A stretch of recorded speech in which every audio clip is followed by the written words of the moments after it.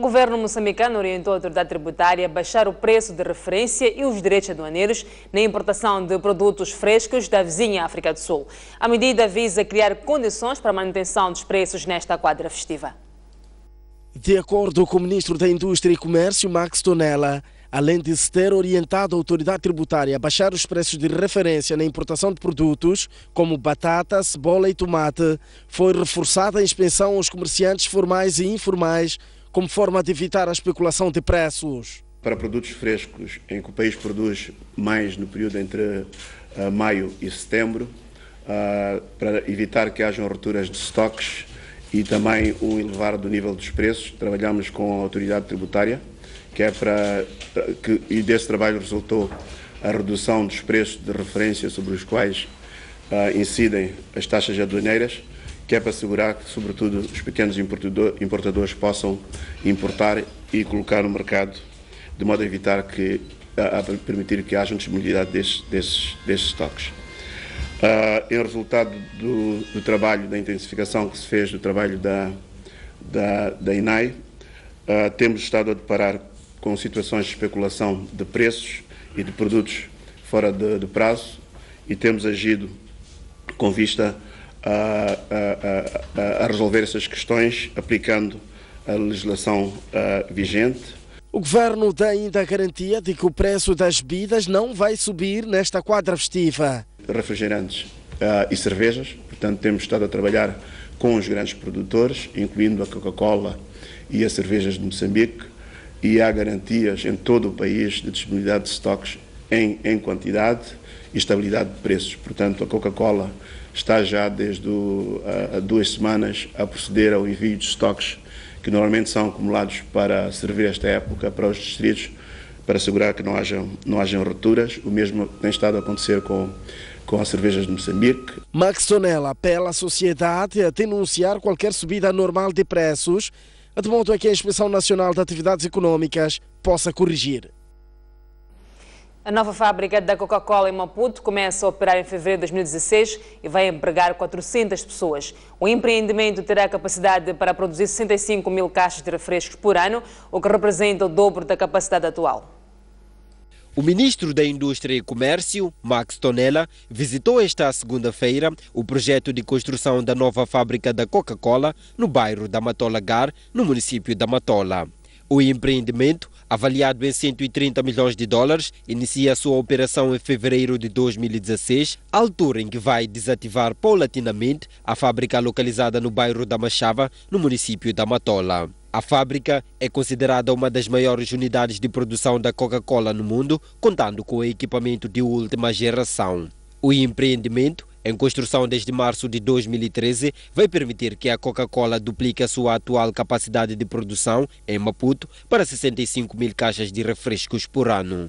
É uma fábrica modelo, na medida em que nós vamos desativar a fábrica da Machava, vamos desativar os serviços da distribuidora, onde temos a central de distribuição e a sede da Coca-Cola também, e transportar tudo para este local. Estamos a falar de uma área de 23 hectares, em que nós vamos colocar cerca de 7 linhas de enchimento e aqui vamos produzir qualquer coisa como 65 milhões de caixas de refrigerante por ano numa primeira fase e podemos ir para cerca de 130 milhões de caixas quando tivermos todas as linhas a funcionar daqui a 2-3 anos. A fábrica vai contar na sua primeira fase de operação com 400 trabalhadores contra os atuais 300 na Machava. Max Tonella diz que será um contributo importante para a economia. Uma das apostas do governo é trabalhar no sentido de ver crescer a indústria em Moçambique, bem como para a sua modernização. E este é um exemplo do investimento feito pela Coca-Cola. São 130 milhões de dólares americanos investidos e vai resultar numa duplicação só nesta unidade do volume de produção de refrigerantes da Coca-Cola em Moçambique, passando para uma quantidade estimada de 65 milhões de caixas por ano. A infraestrutura está numa área de 23 hectares, o que permitirá à empresa Coca-Cola Moçambique expandir facilmente a sua capacidade de produção. Mesmo com potencial para produzir e exportar, os responsáveis da Coca-Cola Moçambique dizem que a prioridade é o consumo interno. Filipe Nhussa desafiou hoje a polícia a ser mais disciplinada e a respeitar a farda que usa. O chefe de Estado lembrou agentes da lei e ordem que é através da sua atuação que os cidadãos avaliam o rigor do Estado.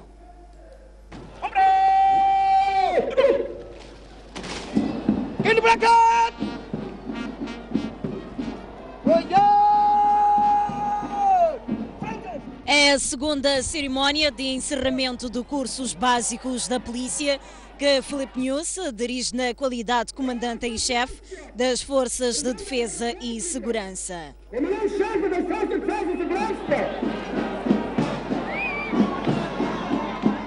Desta vez, saíram da Escola Prática da Polícia de Matalane perto de 1.500 guardas estagiários da Polícia de Proteção, cerca de 1.000 da Força de Guarda Fronteira e mais de 50 instrutores da polícia.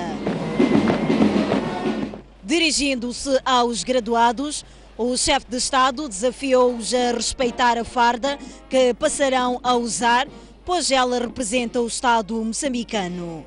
Vamos por pontos. Atuação da polícia. Quando um polícia atua, falo em nome do Estado. As suas ações positivas ou não influenciam o modo como os cidadãos nacionais ou estrangeiros avaliam o nosso Estado. Quando um agente da polícia manda parar um cidadão e educadamente exige que este apresente os documentos de identificação pessoais ou da viatura, é o Estado que o cidadão se dirige. Uso indevido da força e cobranças ilícitas. Quando a polícia usa da força indevida ou desproporcional, também é o Estado que está a atuar. O mesmo acontece quando se pede um refresco, um mata-bicho ou leite para a criança, ou ainda quando ajudamos um idoso a atravessar a rua. Qualquer destes comportamentos reflete o grau de rigor do Estado. Captura de mandantes de raptos e perseguição aos albinos. Queremos desafiar a PRM a trabalhar no sentido de aperfeiçoar os seus métodos, de modo a encontrar os mandantes destes crimes. Também é verdade que a nossa polícia tem conseguido esclarecer grande parte destes crimes, encontrando os executantes, o que não tem sido correspondido quanto à responsabilização dos seus mandantes. Esta deve ser a grande missão do comando. E porque a graduação ocorre na entrada da quadra festiva, o chefe de Estado apelou à polícia a redobrar esforços para prevenir crimes e acidentes de aviação. Já os guardas estagiários da polícia dizem que superaram vários desafios durante a formação. Os mesmos afirmam que estão preparados para servir o país. A minha formação foi dura, mas saí com sucessos. Aguentei por amor à pátria. Hoje estou aqui, alcancei a minha vitória. Amor à pátria, para defender a pátria. Eu escolhi para ser polícia da fronteira, para defender a pátria nacional. Polícia de fronteira protege as fronteiras moçambicanas, por exemplo. Agradecer a todos que contribuíram para o nosso curso e convidar aos outros que ainda não chegaram para virem também treinar e ser polícia também, como eu. Foi difícil, mas deu para cumprir com as ordens. Sempre quis ser polícia desde criança. Estávamos a frequentar o curso de instrutores para passarmos a formar aqui mesmo. Aprendemos na matéria de instrução policial para passarmos a transmitir a mesma matéria aos instruendos que foram a passar daqui. A nossa formação durante o ano foi com muito rigor, mas conseguimos superar todo o desafio que tivemos por enfrentar. Ter instrutores e fazer com que outros também aprendam a matéria policial. E no que concerne a marcha, a deontologia, até a ética policial. O Parlamento aprovou hoje em definitivo o Orçamento de Estado e o Plano Económico e Social para 2016. Os documentos foram viabilizados pela Frelimo. A oposição votou contra. Depois do Parlamento ter aprovado a semana passada, na generalidade, o Orçamento de Estado para 2016, no mesmo dia 10 de dezembro, em sessão plenária separada, A Comissão do Plano e Orçamento apreciou e aprovou na especialidade do documento. Concluída a apreciação da proposta na especialidade, a Comissão do Plano e Orçamento procedeu à votação, tendo apurado o seguinte resultado: deputados presentes 14, votos contra 4, votos a favor 10. Resultado: aprovado. Esta segunda-feira, os deputados apreciaram os resultados e aprovaram em definitivo o orçamento com 62% de votos da Frelimo. Assim, o governo terá mais de 246 milhões de meticais em 2016 para desenvolver atividades econômicas e sociais. Deputados presentes, 227. Votos contra, 86.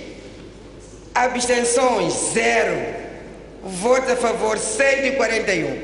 Assim sendo, em vosso nome e em nome do povo que representais, declaro aprovada em definitivo a Lei do Orçamento de Estado para 2016. Usando o poder de maioria no Parlamento, a Frelimo também fez passar o Plano Econômico e Social, que prevê um crescimento econômico de 7% e uma inflação máxima de 5,6% em 2016. O partido maioritário considera que o documento vai ajudar a reduzir a pobreza, enquanto a Renamo e a MDM dizem o contrário. Este é um plano estruturante da operacionalização do programa quinquenal aprovado por esta Assembleia para impulsionar o desenvolvimento de Moçambique, o combate à pobreza e a criação de melhores condições para os moçambicanos. Acreditamos na capacidade e cometimento do governo de Moçambique de implementá-lo com sucesso para o benefício dos moçambicanos. Votamos contra o PES porque, no lugar de direcionar ações às entidades produtivas, continua a orientar recursos para setores de repressão, como são os casos de compra de carros de combate e armamento, em vez dos setores sociais relevantes, tais como saúde, educação e setores produtivos. É um PES desfasado da realidade do povo moçambicano, o que vai perpetuar a pobreza e a miséria por muito mais tempo. O Plano Econômico e Social não apresenta uma rúbrica de gabinete do segundo candidato mais votado, não obstante esta magna casa ter aprovado o Estatuto e o respectivo orçamento. O Plano Econômico e Social está longe de tornar a agricultura a base de desenvolvimento e fator dinamizador da indústria, porque este setor continuará em 2016 esquecido e sem nenhuma capacidade para gerar riqueza e libertar os moçambicanos da insegurança alimentar. Os documentos que vão orientar as atividades do governo em 2016 entram em vigor no dia 1 de janeiro. Testemunharam a aprovação vice-ministros e membros do Conselho de Ministros, com destaque para o primeiro-ministro. A Assembleia da República aprovou hoje os nomes para os conselheiros de Estado. Jacinto Veloso vai para o Conselho de Defesa e Segurança e Dom Denis para o Conselho de Estado. Os nomes foram votados pela Frelimo e a Renamo. São 18 as personalidades eleitas com os votos da Frelimo e da Renamo. Entre os nomes sonantes constam os combatentes de luta de libertação nacional, Jacinto Veloso e Marina Pachinuapa, que passam a integrar o Conselho Nacional de Defesa e Segurança.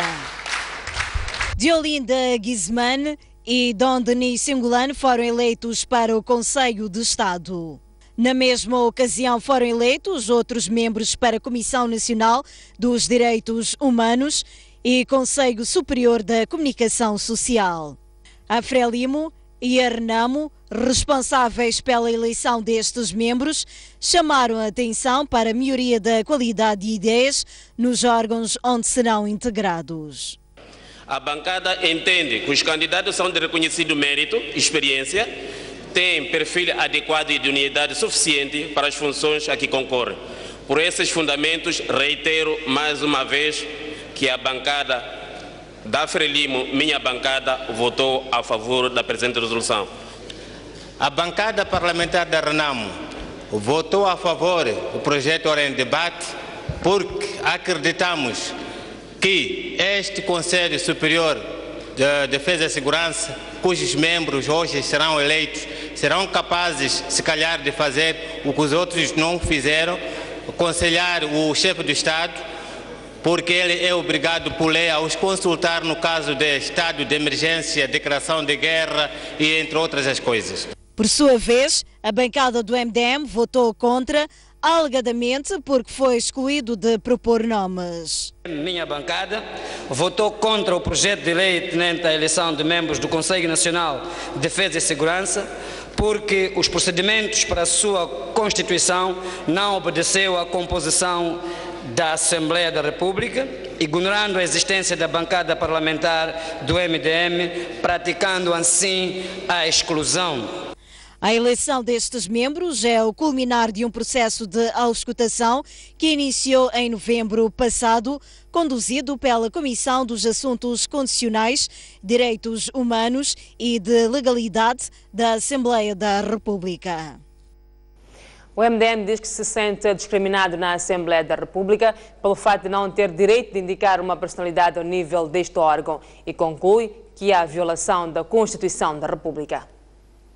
A nível da Assembleia da República, o movimento democrático de Moçambique tem direito a acesso dentre as personalidades a serem indicadas na Assembleia da República recorrentes à representatividade. Portanto, a Comissão Política entende que há uma injustiça, há violação da Constituição da República e, na qualidade de cidadãos moçambicanos, a lei nos reserva a recorrermos, a agirmos no sentido de trazermos aquilo que é a justiça de direito de participação. David Simão, que falava na cidade da Beira no final de uma reunião da Comissão Política do seu partido, que tinha como agenda avaliar o desempenho desta formação política e agendar as atividades para os próximos tempos, garantiu que o MDM continuará a pautar pelo diálogo para ver este seu desejo satisfeito. Ainda nesta reunião, o MDM anunciou que o próximo congresso desta formação política, o segundo, cuja agenda ainda está em estudo, marcado primeiramente para dezembro de 2017, será antecipado. Por questões da época chuvosa, a Comissão Política entende que o Congresso pode ser antecipado por alguns meses, sobretudo outubro ou novembro de 2017. David Simão, instado a se pronunciar sobre se irá ou não recandidatar-se à presidência do seu partido, respondeu nos seguintes moldes.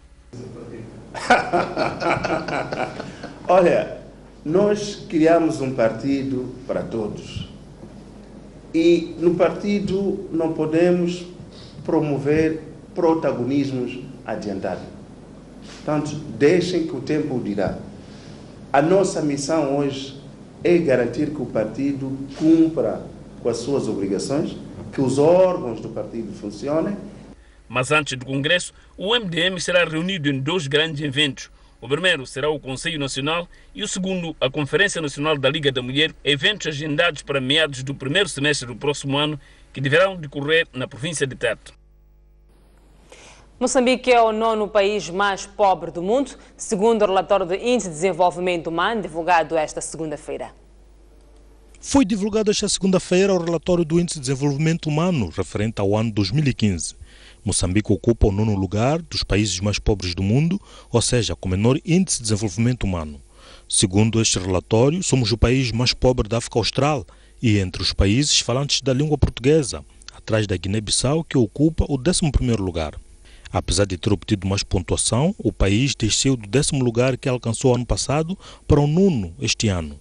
Segundo o estudo realizado pelo Fundo das Nações Unidas para a População, a esperança de vida dos moçambicanos à nascença aumentou para 55,1 anos contra 54,8 do ano passado.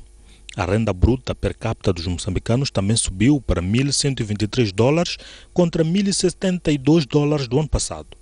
Os moçambicanos, segundo o relatório, ficam 3,2 anos nos bancos da escola e o tempo esperado de escolaridade mantém-se nos 9,3 anos. O trabalho é aqui visto como um fator que pode contribuir positivamente para a melhoria dos aspectos fundamentais do desenvolvimento humano. Estes seriam tais como a melhoria dos bens públicos, da redução das desigualdades, do garante de subsistência das famílias, da capacitação dos indivíduos, dentre outros. O lançamento do presente Relatório Global do Desenvolvimento Humano, nesta altura, mostra-se oportuno, conforme disse Sua Excelência, o Sr. Representante Interino do PNUD, pois os dados e recomendações nele constantes irão certamente enriquecer a proposta de política de emprego, cuja conclusão será em 2016. O relatório deste ano analisa também a evolução de Moçambique na luta contra a pobreza desde 1980, destacando que nos últimos 35 anos a esperança de vida na essência Moçambique aumentou 13,2 anos, a média da escolaridade aumentou 2,5 anos, os anos esperados de escolaridade aumentaram 4,5 anos e o rendimento nacional bruto per capita cresceu em cerca de 106,8%. O ministro da Educação e Desenvolvimento Humano, Jorge Ferrão, encerrou hoje oficialmente o ano letivo 2015.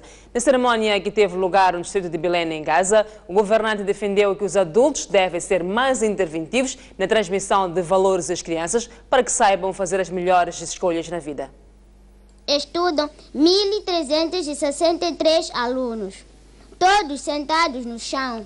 Excelências, agradecemos pelo gesto e carinho apresentado hoje. É a voz de uma aluna que testemunhou a oferta de 75 carteiras que irão minimizar o problema das crianças que estudam no chão.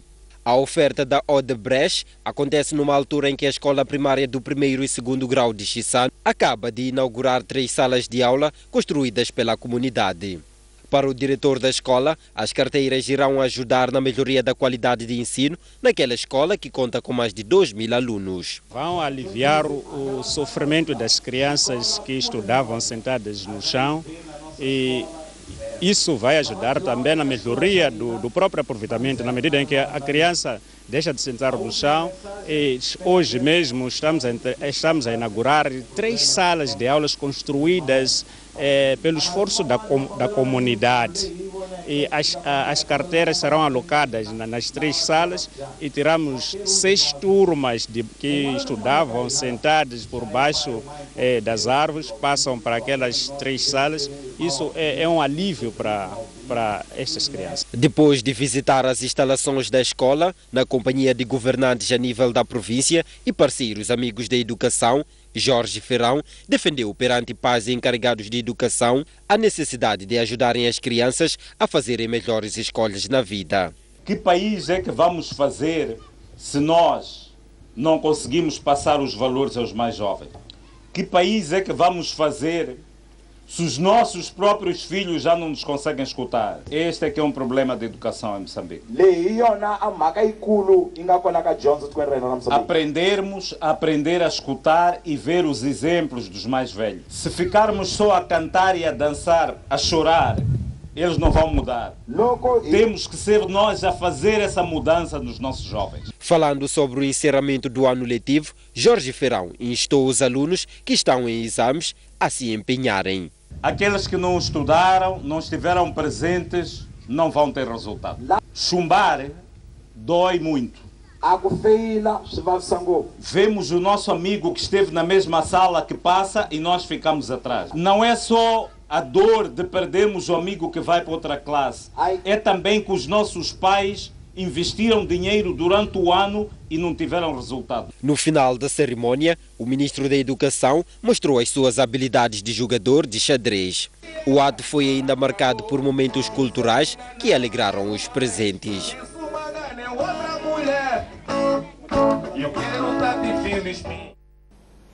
O Natal chegou mais cedo para as crianças da Casa do Gaiato. A iniciativa foi da Primeira-Dama da República, que foi a Boane confraternizar com mais de 150 crianças desfavorecidas.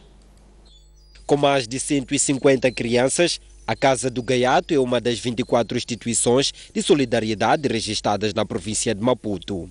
A casa acolhe menores de diferentes idades, mas que têm em comum o fato de provirem de famílias carenciadas. Fui levo para a África do Sul com meu pai e lá ele me abandonou com a minha madrasta. Então, daí fiquei lá, tinha minhas irmãs. Fiquei lá, volta de 3 anos, sozinhos. Então é que o governo de lá, não sei como fizeram, falaram com o governo daqui, mandaram voltar. Eu vivia com mamãe, que durante um tempo adoeceu, né? Teve problemas sérios de saúde, já tinha separado com meu pai e a minha família não tinha mínimas condições para me adaptar à escola. Também meus tios eram estudantes, eram novos, então pensaram que eu podia estar aqui no meio de numa outra família. Além do acesso à educação formal, as crianças aprendem como ganhar a vida através da reciclagem, carpintaria, serralharia, agropecuária e mecânica. Mas esta segunda-feira foi reservada para a confraternização com a Primeira-Dama da República. Depois de oferecer brindes de Natal, Isaura Nhusi convidou os moçambicanos a replicarem a iniciativa. Cada doação feita é uma demonstração do espírito de interajuda que nos caracteriza como um povo. Deste modo, exortamos a cada moçambicano, independentemente de onde estiver, para replicar este ato exemplar, partilhando com os irmãos nesta quadra festiva o pouco que tiver conseguido juntar ao longo do ano. Podemos doar alimentos, brinquedos, roupas, calçados e muito mais para os que necessitam. As 24 instituições de solidariedade registradas na província de Maputo acolhem mais de 2.000 crianças órfãs e vulneráveis. A Inspeção Nacional de Atividades Econômicas em Inhambane diz que, apesar da subida de preço de alguns produtos em Inhambane, ainda obedece ao preceituado pela lei. O setor privado diz que haverá estoque suficiente de produtos de primeira necessidade, porém não garante a manutenção de preços. Numa altura em que trabalha-se de olhos postos no final de ano, a desvalorização contínua do metical face ao dólar tem sido o principal empecilho dos comerciantes no que se refere à aplicação de preços. A Inspeção Nacional de Atividades Econômicas em Inhambane reconhece a subida de preço de vários produtos no mercado e diz que tal ainda está dentro do previsto por lei. Constatamos que efetivamente há uma evolução dos preços que nós estamos a ficar, sobretudo dos produtos alimentícios, é que está a subir o preço. E como temos as margens máximas, daqueles que nós visitamos, constatamos que efetivamente ainda na nossa província há observância de margens máximas de lucro. Quer dizer que ainda não descobrimos alguém que esteja a disparar. O setor privado garante que há estoque de comida suficiente para abastecer aos consumidores durante a quadra festiva, porém, diz que a manutenção de preços está dependente do comportamento do dólar face ao metical. Os estoques foram feitos tendo em conta esta depreciação do metical, que de alguma forma desperta os agentes econômicos, portanto do setor privado, a se encontrarem atentos por causa deste sobe e desce dos preços. Mas de uma forma geral os estoques existem.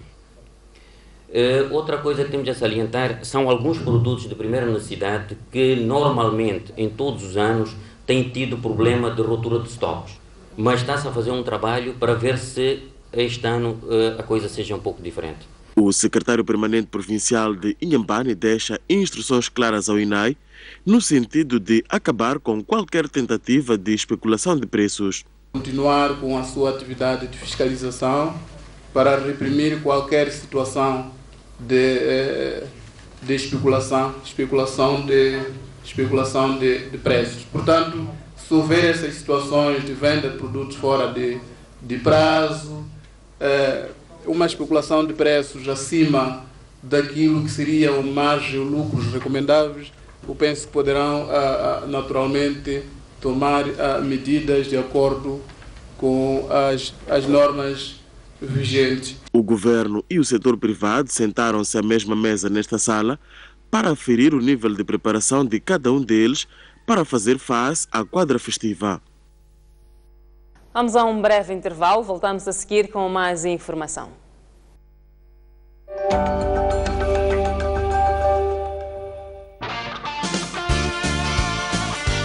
Conversas Soltas, um espaço de entrevista dedicado a diversos temas da nossa sociedade, com figuras de destaque. Neste espaço, a conversa é informal. Afinal, o que é um artista? O artista é um pensador, é intelectual. A poesia que lhe encontra. Sim, eu já escrevo desde os 13 anos. É uma luta diária. A questão técnica tem um desafio muito grande. Todos os sábados, não perca.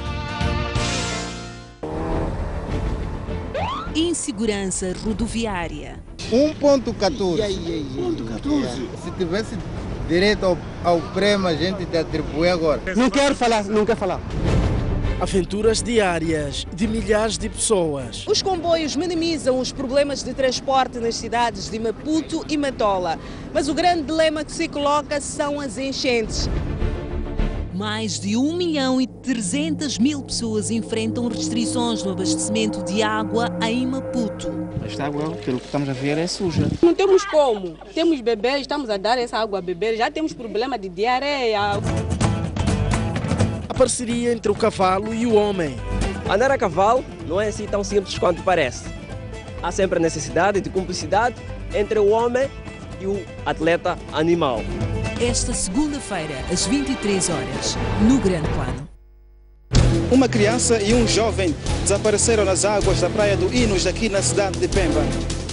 Combate ao crime é a palavra de ordem da chegada do líder da RENAM à cidade portuária de Natal. Davis Mango deixou ficar as seguintes considerações. A partir da cidade da Beira e com imagens de Manuel Chicava. No interior desta viatura seguiam 4 ocupantes. A reunião que aprovou a primeira Constituição da República. Bairros periféricos das cidades de Maputo e Matola. A alma do magistrado calou-se precisamente neste local. As notícias do país cabem todas aqui. Um país sem história é um país sem futuro. Um mundo sem referências é um mundo sem norte. Um país sem cultura é um país sem identidade.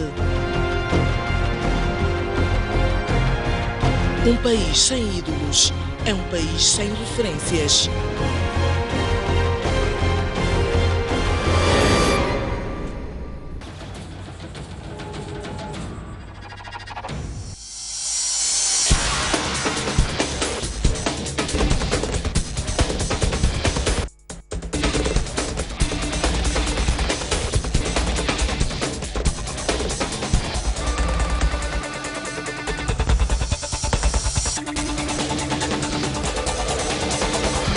STV também é desporto.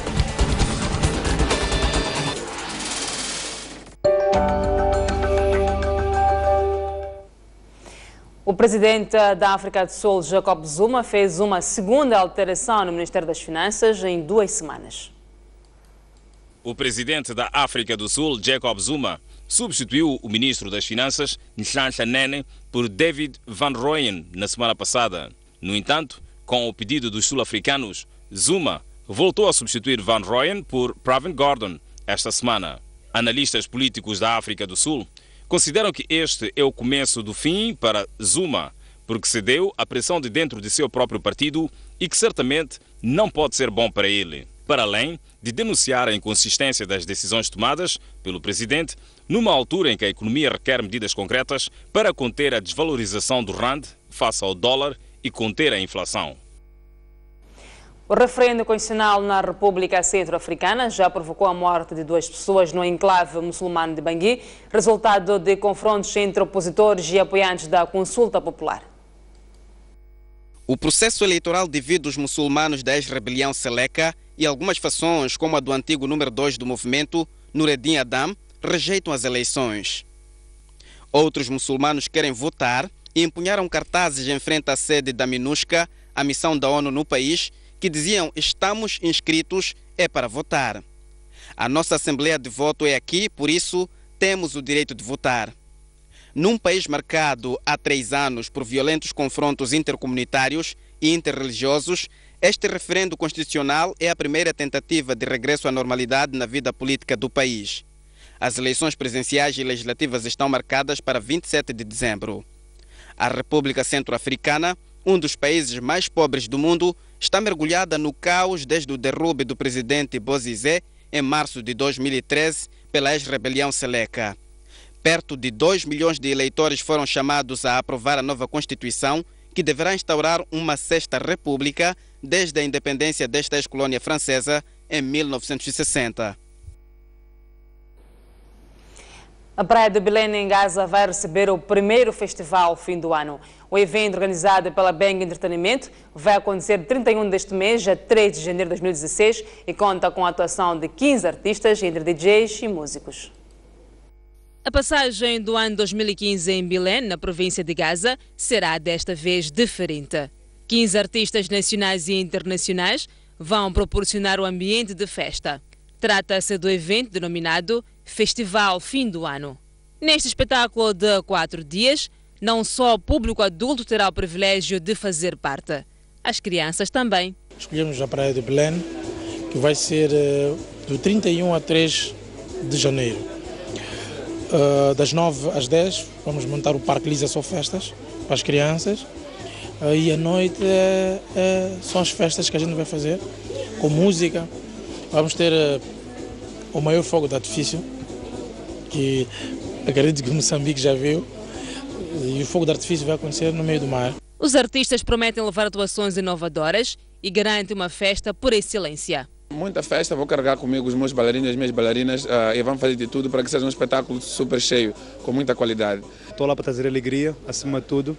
O maior desafio é fazer diferente, porque, como tu disseste, são 12 DJs e todos os DJs tocam todas as noites e participam. Então a ideia é fazer uma coisa bem diferente. É a minha primeira aparição, então vou dar tudo de mim lá.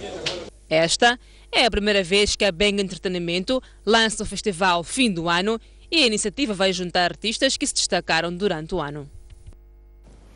O governo moçambicano orientou a autoridade tributária a baixar o preço de referência e direitos aduaneiros na importação de produtos frescos da vizinha África do Sul. A medida visa criar condições para a manutenção dos preços nesta quadra festiva. De acordo com o ministro da Indústria e Comércio, Max Toné,